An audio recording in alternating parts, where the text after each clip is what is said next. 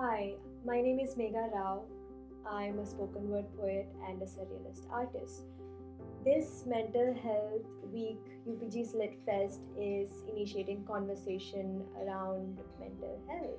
For me, the journey has been very non-linear and it's always been a personal journey, and I do believe that for each person is always very different. So it has had its highs, it's had its lows, it's had those days when you felt like, okay, you're completely healed from it, but then you find yourself on the floor again crying over something that happened in the past. So I know that for me, I have dealt with a lot of trauma issues and I'm still dealing with them, but I think it has been a journey of personal growth.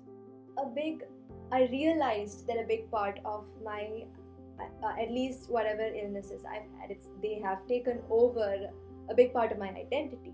But at the same time, I have grown and I have learned so many things about myself, and I've learned to take responsibility for my actions. I'm someone who always believes that, you know, having a mental illness is not a reason for you to be a bad person to anybody else. I used to hate green tea when I was a kid, but now every time I feel a little anxious, I drink green tea. It really suits me.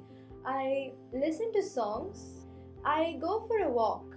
I don't do any strenuous exercise, but I go for a walk. I look around. I stay with myself.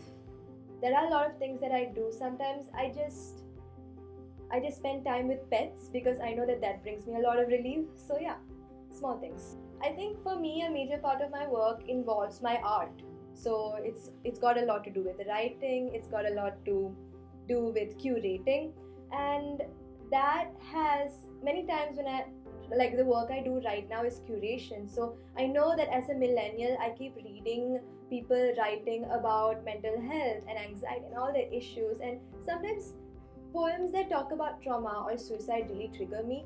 So I know that bit of it has affected me badly, but the good side to work is that it keeps me busy, it keeps me distracted. If it's something I love doing, then it definitely contributes to my mental wellness. So I would like to believe that art saved my life, and that's really not a careless statement that I'm making. It's, you see, there was this time in my life when I had no friends, I had people really hating on me, I was isolated, I was bullied, it was painful, and I was alone. But then I I had my paint, I had my writing, and I think my poetry began as protest poetry against all those people who bullied me. So even when I was at rock bottom, I was writing and I was putting stuff up, hoping that they would read it so that they would know that I was not backing down. And I think that's what art did for me. It gave me my power back, and that was so important for me to build myself up from that rock bottom. There's this one thing that I read recently. It said that we blame society, but we are society. I believe that it's important that each person realizes and accepts their privilege, understands that we cannot keep blaming society, saying, oh, this went wrong, that went wrong. We have to start within ourselves and be constructive. I just want to say that this initiative is really great. Like, I do realize that, like, in our generation at least, we have started openly voicing out about mental health issues, but I think you can never have enough of that. We should keep talking about it. We should talk about everything: trauma, anxiety, not just depression, um, disorders, personality disorders, which not many people talk about. But this is great. I love what you're doing. So thank you.